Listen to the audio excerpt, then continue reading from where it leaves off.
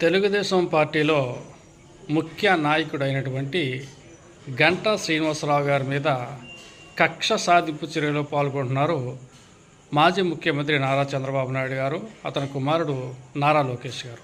దీనికి కారణం ఏంటంటే 2019లో గంటా శ్రీనివాసరావు తెలుగుదేశం పార్టీ నుంచి విజయం సాధించిన తర్వాత అనేక మార్లు వైజాగ్కి చంద్రబాబు నాయుడు గారు మరి ఆయన కుమారుడు లోకేష్ గారు వెళ్ళినప్పుడు కనీసం మర్యాదపూర్వకంగా కూడా గంటా శ్రీనివాసరావు గారు వెళ్ళి వాళ్ళని కలిసిన సందర్భం అయితే ఎక్కడా లేదు.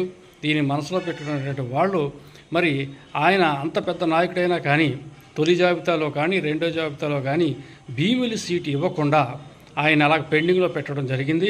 మరి ఈ విషయాన్ని గంటా శ్రీనివాసరావు గారు చాలా అవమానకరమైనటువంటి అంశంగా ఆయన భావిస్తూ ఉన్నారు. ఇచ్చేతంటే శ్రీనివాసరావు గారు 1999లో క్రియాశీలక రాజకీయాల్లోకి వచ్చారు. మరి ఇప్పుడు దాకా అంటే మధ్యలో ప్రజారాజ్యం పార్టీ నుంచి ఎమ్మెల్యే